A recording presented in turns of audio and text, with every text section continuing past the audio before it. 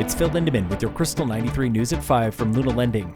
Summit County Judge Reed Owens today upheld all 5 charges in a grisly holiday murder case from Frisco, where a woman's body was found partially dismembered just after Christmas.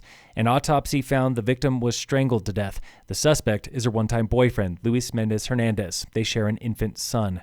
2 expert witnesses took the stand for today's preliminary hearing to explain what they believe happened in about 20 hours between the woman's death and her discovery. The suspect's mother and a roommate said they heard quiet arguing at night. After that, they never saw the victim alive again. The suspect was arrested with scratch marks on his body. He told police that he had made them in distress after waking up to find the woman dead in bed next to him. But he never called 911, saying he was too afraid. There were no eyewitnesses to the crime, and DNA analysis is still pending. Despite this, Judge Owens found evidence to support charges of first-degree murder and more, although he did remind the DA the burden of proof will be much higher if this goes to trial. The suspect, he was in court today wearing headphones for an interpreter. He never spoke, and he barely moved until he was escorted back to jail. His next hearing, July 8th.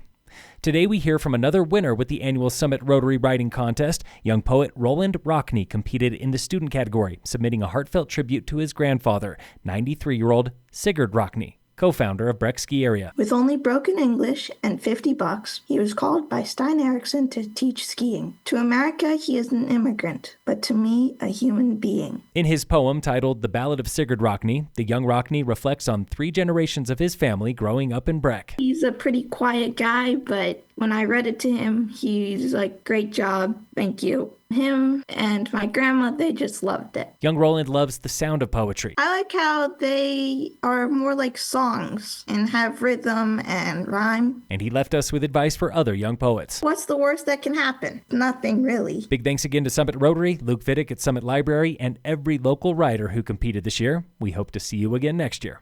Local fire danger low today in Summit County, no fire restrictions. In sports, the Rockies play the Diamondbacks today, and in local sports, today on the warm-up. This Monday was signing day at Summit High School, where 11 student-athletes committed to collegiate programs. Heading off to Harvard, it's Tegan Barth, yet another Summit rugby star playing Division I. Also playing Division I rugby, Haley Russer for Life University of Georgia and Ellie Chabot for LaSalle in Pennsylvania. Summit state champion ski teams are sending 3 athletes off to college. Mackenzie Cross racing Alpine for St. Lawrence in New York. State individual champ Carter Niemkiewicz to Northern Michigan. Kate Williams to Colorado Mesa. Playing Division I baseball for Cal Poly, Sam Eldridge, Tigers teammate Jonathan Gambino heads to Antelope Valley in California.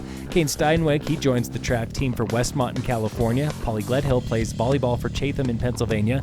And Nelson Rojas joins the Division II men's soccer team, Davis and Elkins in West Virginia. This is the warm-up from High Rockies Auto Detailing in Silverthorne and Elevated Community Health. Phil Lindemann, Krystal 93 News.